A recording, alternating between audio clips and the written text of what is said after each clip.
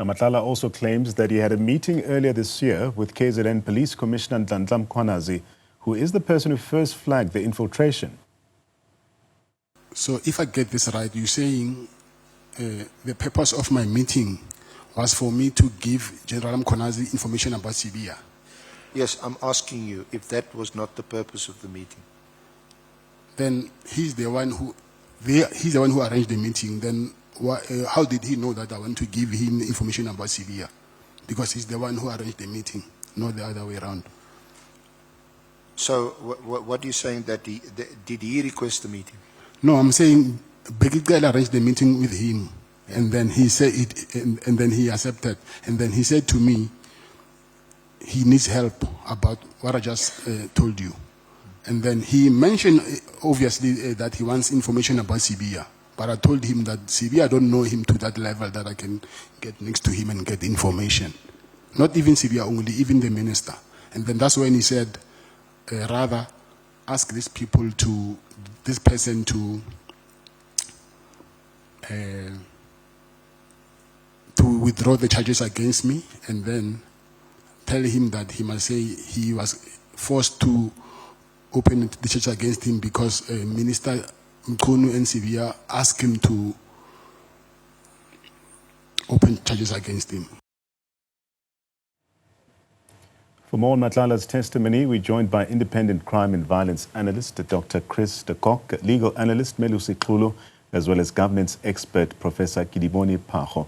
Remember to send us your comments as well to add to this conversation, your questions on WhatsApp to 072-110-5584 or call us on 010-594-6010.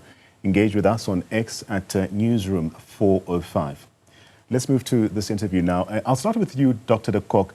I want to start with the basics here. From what you've seen in today's appearance, does Vusimuzi Cat Matlala's profile and his criminal history, does it fit the typical pattern of individuals who eventually become central figures in corruption probes like this one?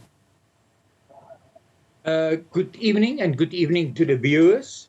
First, I want to say that everything that we have heard today, as for the last 2 months, both at the commission and the committee, is all allegations. So it's a lot of allegations, and this still have to be proved in a court of law. So that's my first, and I will only say it once. Yeah. It fit the journey.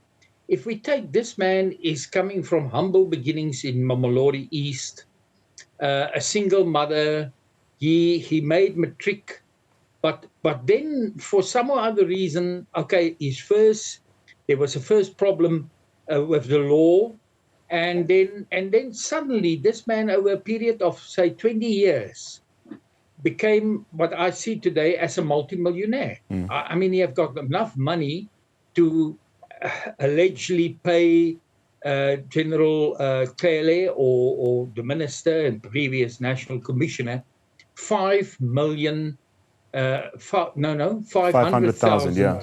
rand. Yeah. So and he paid many other people a lot of money. So I think it is, you start from humble beginnings, and if you follow the road of crime, you then become involved in crime and later in organized crime. And I think that is what we see here. Professor Phago, from a governance standpoint, what does it signal, especially when someone with Matlala's criminal background becomes so embedded, especially in these high-value tenders within the criminal justice system?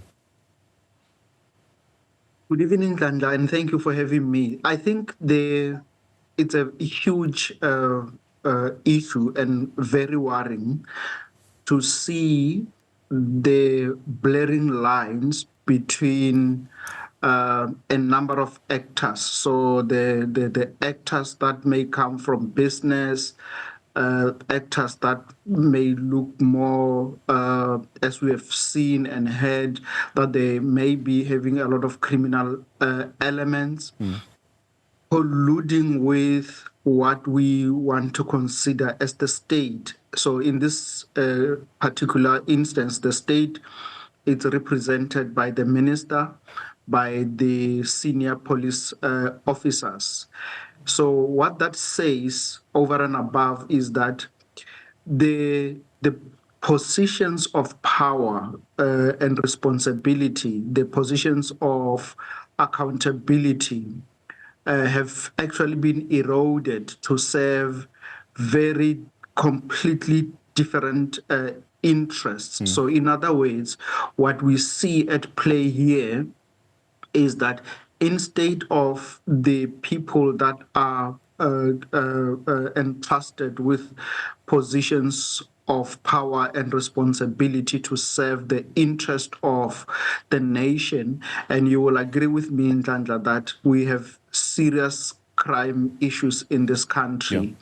So to see these kinds of incidences, listening to this kind of evidence, and a person says at his level that he finds contact numbers of a senior police officer online and contact them, it's an insult to many South Africans that have come across criminality and that they have experienced crime in their families and so on. So what this tells us that there is much more deeper than what meets the eye from these hearings. And I think we need to be engaging even much more on these questions and say, so what? What are we seeing? What should we be interpreting from this kind of evidence that we are hearing? Mr. Xulu, to take from Professor Phago's words, there's something deeper here. But legally speaking, how do we interpret Matlala's insistence that answering certain questions during these hearings may incriminate him, despite, let's note, parliamentary privilege does protect his testimony here? Bringing to you, Nhlanhla, and to my fellow guests and to the viewer at home, I think Mr. Matlala is a very careful person. As it has been alluded, he's now being allegedly in cases that involve organized crime. So he thinks before he utters anything so that he can protect himself. Because firstly, I think he's looking at the fact that, yes, he does have those parliamentary privileges in terms of the powers, privileges, immunities, parliamentary and provincial legislature acts, the 2004 Act. He's aware of it, but he's thinking, could it be that someone will say they've got a certain information, but they got it from a certain source, which is something that might be aligned to what he said in Parliament. But if you heard Malema when he said, look, you obviously have to get specifically who the source is. So I think he's very careful about what he wants to say and what he has to say. That is why at the end, when the chairperson, reassured him, he said, okay, at least let's have it in writing.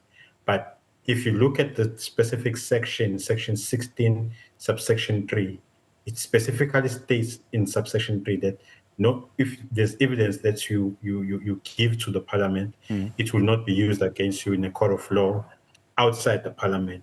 However, if it pertains to a case of perjury, that will be used, or if you lied in parliament, that will be used against you. So he's treating very carefully, and obviously there are exceptions that he's concerned about. When I was listening during the day, just preparing, he's concerned about that.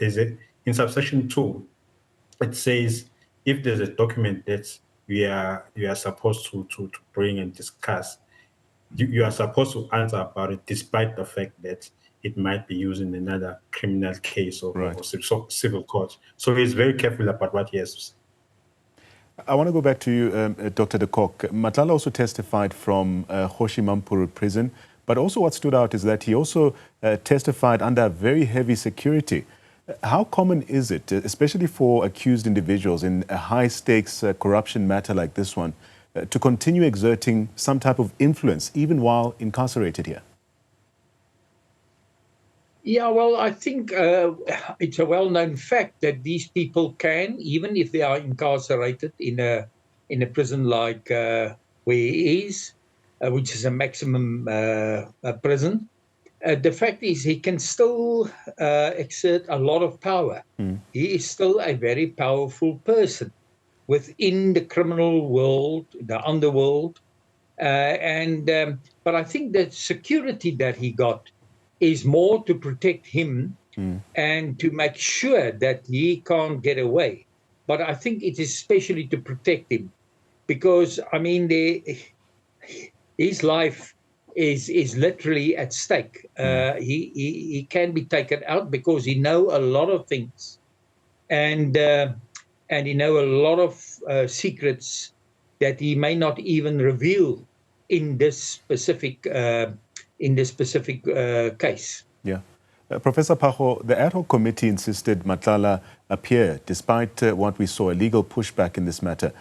Do you see this as a genuine parliamentary oversight or political theatre, which is also designed to appease public pressure on individuals who might be involved in this case?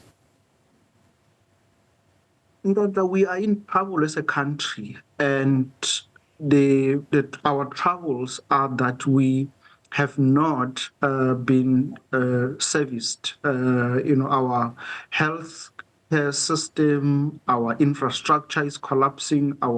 Many of our public institutions are very dysfunctional, and we are frustrated because we don't really understand with the amount of resources at the disposal of all these institutions.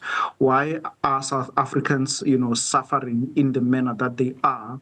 Because there's absolutely no reason. And we've also seen with the staging of the G20, the capability, the clinical finishing that public officials demonstrated, including even the security cluster itself, in protecting those visitors that were in South Africa.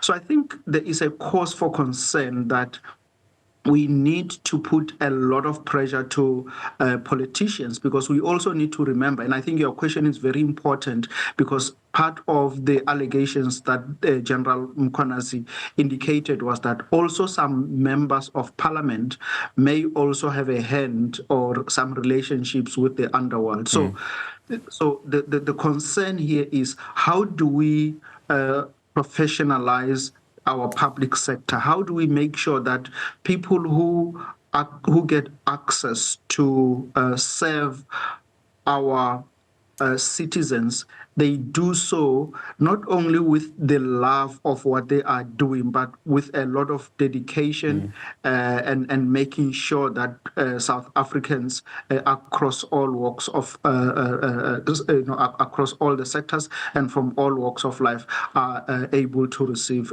services. So we need to make sure that the hearings and the proceedings are actually finalized, and maybe not just finalized, but also that the other law enforcement agencies, the police themselves, the national prosecuting authorities, that they follow up on the findings, that they actually take this matter up. So we are satisfied that indeed those who are taking shortcuts, abusing our public resources, that they are taken to task.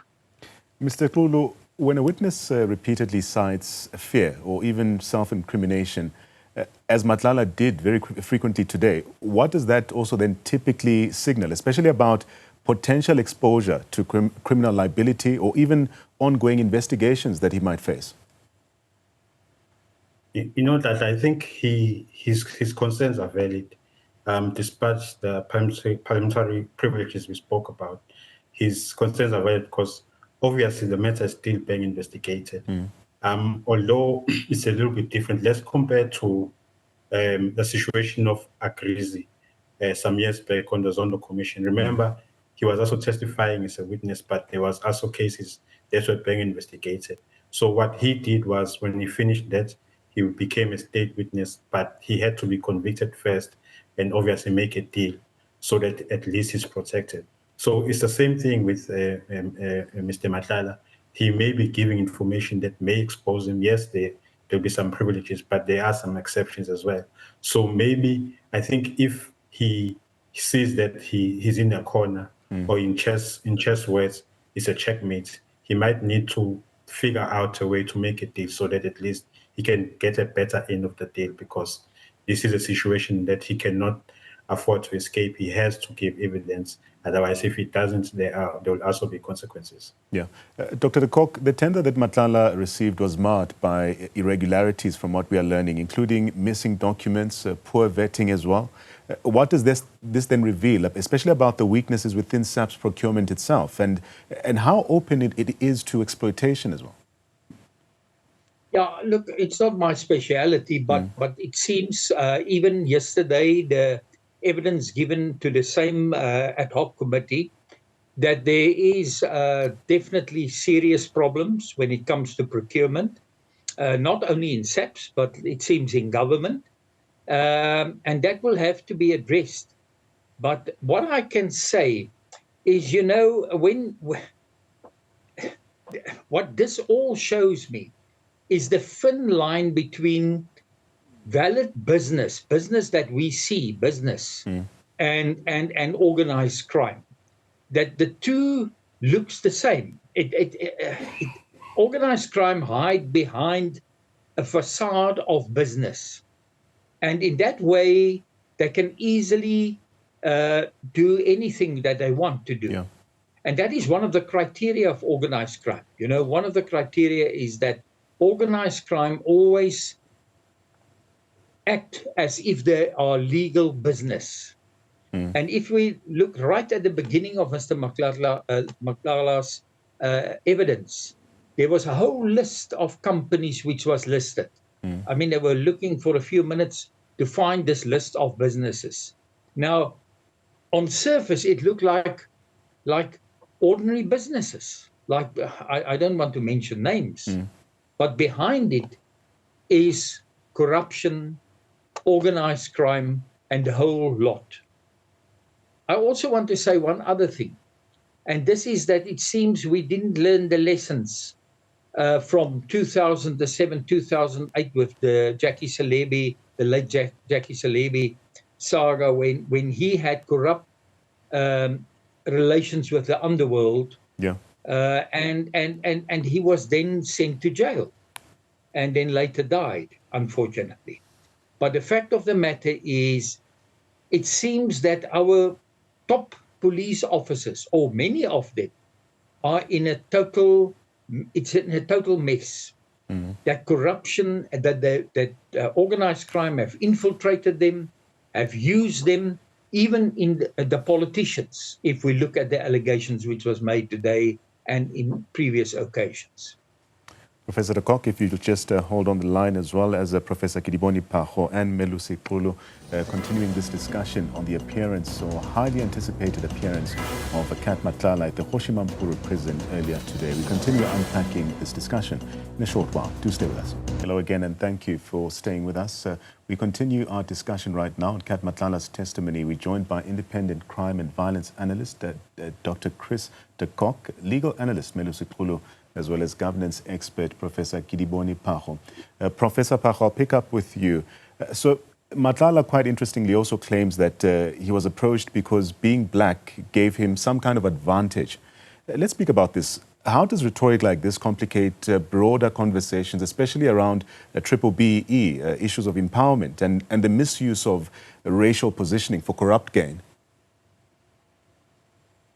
I think it's a very good point that is coming out of these conversations, because what we know is that the issue about black economic empowerment has only been highly elitist. So in other words, there were only very few highly connected individuals to the ruling party that have actually amassed huge amounts of wealth at the expense of all the South Africans. So the issue around him being used on that may need to be tested, but I don't think that it really serves much purpose because the notion and the manner in which the triple BEE approaches in government has been used actually leaves much to be desired, that although there may be a very, in terms of ideology, that we want to see the empowerment of the previously disadvantaged people in South Africa, that they are able to, benefit somehow with the from the economy itself. But I think if we are not going to be intentional about empowering normal citizens, it will not actually take us anywhere. So these kinds of conversations, in the manner that they come up from these platforms, I think they are a little bit, they can be a little bit opportunistic and not really serve the main purpose of what positions him in the manner that he is able to access such lucrative business contracts from the state.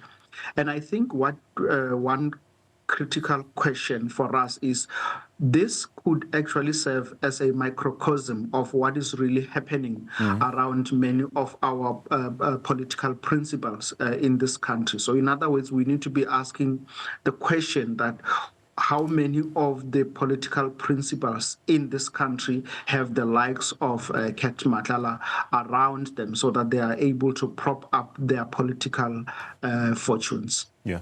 Mr. Xulu, with SAPS admitting that they failed to even vet Medicare 24, Matlala's company, what legal vulnerabilities or even procedural breaches stand out to you, especially in how this tender was processed? Well, obviously, when there's tender irregularities, the monies that have been paid to the service providers, they have to be paid back. A thorough forensic investigation has to be done by the SAPS, so that at least they can get information exactly what happened. Then obviously the consequences are that the monies that have been paid irregularly have to be recovered, and there's potentially criminal cases that can be opened, which is why I think Mr. Matlala was careful to answer, because he knows that there's irregularities that happen, which is unfortunate, because as Professor has said, when it comes to this kind of days, it's always days that are for the elitists, and it should be able to empower everybody, not just a few. But unfortunately, this is something that is happening across the country, not just at the top level. Yeah. Dr. de Kock, there are these suggestions that Matlala had connections to very senior police officers, officials in the police as well, but also business figures. From your experience, how do such relationships then shape organized corruption networks, especially within policing? Well, if you have connections, if you can just phone anybody in the police from from right at the top, the deputy national commissioners, provincial commissioners, and so on, and you can get favors from them, then you actually paralyze the police service. If you're a criminal, an organized criminal, but now you are friends with these people, and you do them favors and they do you favors, then it becomes a very vicious circle of corruption, of I know something that you know, and it becomes a situation of blackmail. It becomes a situation where you have to pay me something before I can do you the favor.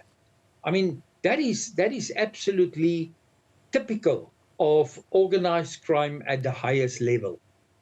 And I must say, this mess is just becoming bigger, or the alleged mess. I mean, I want to emphasize, we don't know. These things will all have to be proven in court after these commission and ad hoc committee.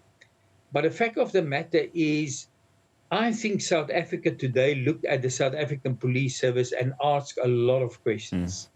And this, unfortunately, is the negative. I take my hat off for General Mkhwanazi revealing this in July, and that is why we sit here today, and we have these commission and ad hoc committee. I take my hat off for that, because I think this will clear the whole situation eventually. But on the other hand, I must say, I think public trust in the police, if there's no public trust in the generals, in the top echelon of the police service, what will be the public trust at station level? I want to take a few calls from our viewers this evening as well who are following this conversation. Speaking right now to Morris in Mafikeng. Morris, what did you make of Cat Matlala's first day of giving his evidence at the Hoshimampuru prison?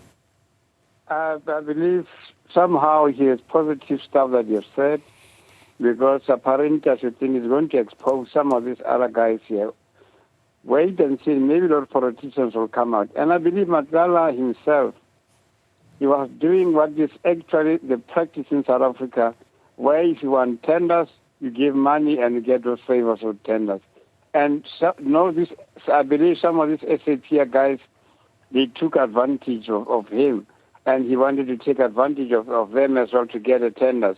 So basically, what is happening is what South Africa is all about. Because if you look at from the president down, everybody, all the parliamentary politicians are, more especially of those, they are corrupt. No one is good among these guys. They are corrupt. And Matlala was doing what is practiced in South Africa, towards South Africa. They are practicing it. If you want tenders, you give money, and people give you their tenders. That's basically what happens. But I believe we still want to hear more, because I believe he's prepared to reveal more about, the dealings with these SAP guys. And maybe the truth will come out, because if we listen to him, I believe there's some honesty in what he was saying today. Other than that, we're still waiting to hear more tomorrow and Friday. Thank you, sir. Thank you so much, Morris, for engaging with us and following this conversation as well. I want to go back to my panel. Speaking to you right now, Professor Phago, many observers, and especially off the back of Morris's own assertions, many observers also say that this case also reflects this lingering aftershock, if you will, of state capture. Do you see Matlala's case as an isolated one or part of a continuing system of patronage, especially inside state institutions? So I think, what the caller said is quite profound, that we have normalized corruption to the point that it has paralyzed the state. And because the state is unable to fulfill its role, it becomes again a question of a vicious cycle that we then find a way of surviving. So our system is no longer functional on the basis of the policies that we have, on the basis of the professionals that are functioning within the system itself, implementing government policies.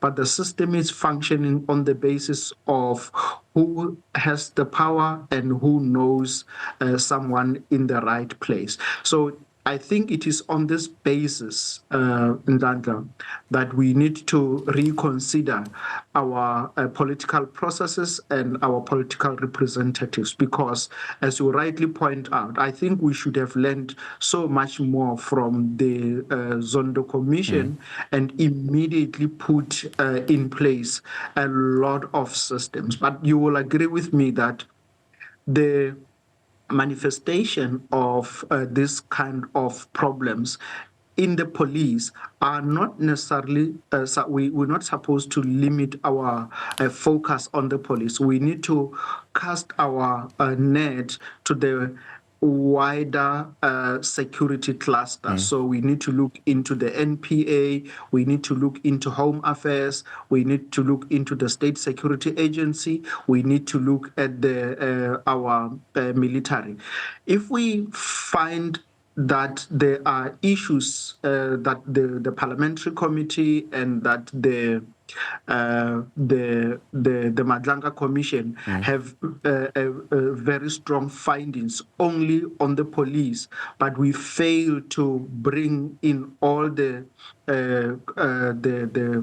security agencies together, we will definitely miss the point. So we need to understand that the manner in which the governance mechanisms function, that they are functioning in networking systems, and that is actually how we need to look into the kind of problem at hand.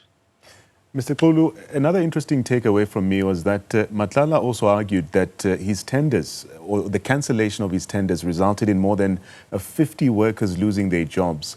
Let's speak about this. Legally and ethically, how should the state balance anti-corruption enforcement with protecting innocent employees who are collateral damage from this?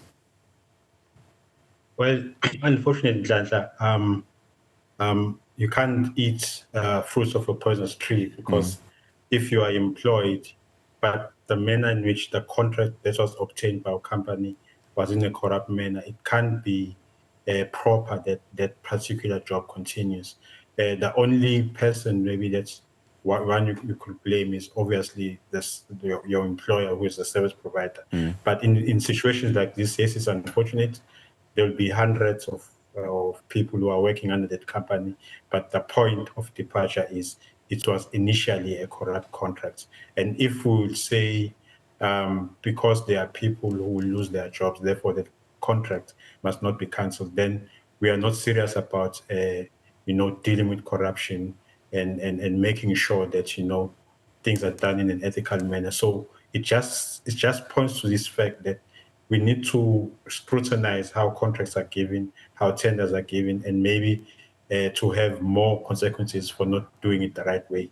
But as for the employees, it's just an unfortunate situation. Yes, there's a high unemployment rate, but unfortunately, if you're employed by a service provider that got his contracts through corrupt means, unfortunately, it will be cancelled if it's found out. Dr. de Kock, I guess for me this also then begs the question that if individuals like Matlala can penetrate the police procurement at this level, at this scale, does this then pose a direct threat to national security? And how should intelligence and anti-corruption bodies then respond to such? Well, it definitely poses a threat to national security. And I want to agree with Professor Phago that, it's not only the police. We are talking of the intelligence agencies. We are talking of the prosecutors and all of that. Today we had a case in court where a judge, it seems, were part of a whole corruption setup with the church. So this poses a real threat to national security. I tend to think that people should not be allowed even to join all of these forces, all of our police, intelligence agencies, prosecuting authorities, and so on. If they must be looked at their lifestyle, point number one. They should not join these organizations to become rich. You see, I think materialism is really the downfall of South Africa. We have become very materialistic, and it is the downfall. And another issue which is lacking, and I'm saying this for all these months that we are now looking at these commissions, there's a lack of patriotism, a lack of South Africanism, that we want to do something for the people of South Africa and for the country as such. That I don't see in the police if I look at what we see every day now on TV. Well, gentlemen, if you'll just take 5 for me, we'll continue this conversation in a short while, unpacking the first day of Cat Matlala's testimony at the Vusimuzi prison or correctional center in Tshwane, where he did start detailing some of his accounts or responding to allegations made by KZN Police Commissioner Nhlanhla Mkhwanazi and others. We continue this conversation in a short while. Do stay with us. Let's continue our discussion right now, discussing Cat Matlala's first day of giving testimony at the Vusimuzi Correctional Center. We're joined by independent crime and violence analyst, Dr. Chris de Kock, legal analyst, Melusi Xulu, as well as governance expert, Professor Kedibone Phago. Professor Phago, I'll continue with you. After today's testimony and also Matlala's refusal to answer key questions, do you believe that this inquiry can lead to lasting institutional reform that many are calling for in the police? Indeed, it should. And I think that is probably the direction we are taking in Nhlanhla, because the question of the institutional reforms is the hallmark of what will make our country better. So, in other words, for any public official, the minister, the director general, or the police commissioner, deputy commissioners, what would make them, be remembered as some of the best performing public servants is how they help preserve, how they help strengthen our public institutions. So I think they need to go back and reflect very deeply about their role at this particular point in paralyzing and contributing to the dysfunction of these institutions. Because what is really playing out is a dirty laundry that says that those that have been entrusted with the leadership role of our public institutions have literally forgotten the reason why they have been put there. Mr. Xulu, the openness of proceedings like this, especially to the public, and Prof also mentioned, or rather the doctor also mentioned incidents, for instance, like the court matter that we saw involving Judge Phahlane earlier, and a leader of a very prominent church here in Gauteng. Many in South Africa often say that the wheels of justice turn very slowly in this country. When looking at the matters that we are discussing right now, do you think that we left a bit more confident this time around? I think we can have confidence in justice, but it won't always be, as fast as we want. Remember, we even have situations where people who have resources will find technicalities, and you find that the case is delayed. But at the end of the day, we have to look at it in both ways. Especially when there's a criminal case, it's still allegations at a stage, and justice does not only mean a person being convicted, but it also means a situation where if a person is alleged to have committed a crime, at least is given a chance to answer, and you find that there's no crime when you find that there's no evidence. But at the end of the day, it is promising that no one is above the law. If you are a judge and it's found that there's some issues, you will be called to court and you must answer. So that is promising. But the one thing I would like to say, and I've mentioned it some time back, I think the issue of inequality when it comes to criminal cases, it can be, relevant. Some of us, we defend people who have no access to wealth. So when it comes to people who have money or who are connected or who are politicians, when it comes to bail, we often see them being arrested in the morning and being released in the morning for bail. But for any other person, a bail will be held for 3 weeks. So as much as there's justice, but it looks like there's justice for the few. It happens better for them than for the poor on the ground. Let's take another caller right now. Our viewer, Precious, joining us right now. Precious, you've been watching proceedings back here at home, all the way from Malawi. What do you make of Cat Matlala's testimony? Yes, thank you very much. I have been watching with interest, disappointed and very hurt to see what's happening back home. Really, when you listen to Mr. Matlala as a witness giving testimony in front of a committee, you can see that his answers are very calculated. He is very careful not to implicate himself, but from a far eye, you can see that this man is trying to give statements of things that he wants people to hear, not exactly what has happened. And it's so disappointing to listen to a committee so excited about what this man is saying, oh, he's a cow, oh, he wants to give us more milk, this and this, but ignoring the fact that whatever facts that this man is giving are not proven, one. Two, they are contradictory to what the brown movements of the day, the Ikeles of the day, and the chief of staff of the Minister Mkhwanazi has given as evidence. The other part is when a person comes in and saying, oh, I don't know brown movements. Hello, you didn't ask him where did you hear about him having a problem with police, but you have been communicating with him, even putting large amounts of money through this man into a thing to a minister that we do not know. It just doesn't get up. And I think for me, it's coming across as wasteful expenditure to spend money and be listening to an evidence that clearly is fabricated. It's a defense. The last piece, if I am to wrap up, I wish I could speak more, is that this man keeps on saying, I'll correct this testimony that I've given, the affidavit, but I can only do it through the lawyers. If it's clean and pure truth, why does he have to do it through lawyers? Unless he wants to avoid implicating himself. And I mean, honestly speaking, he is such, I think he has read a lot of Hadley Chase books. He is such a careful and very smart witness. Yeah. And nothing that he has said is deeper than what we know about technical. And for me, this evidence does not carry weight. It still needs to be dug deeper. Thank you. Thank you so much, Precious, calling us from Malawi this time around. Doc, I'll give you the last or the parting shot in this conversation as well.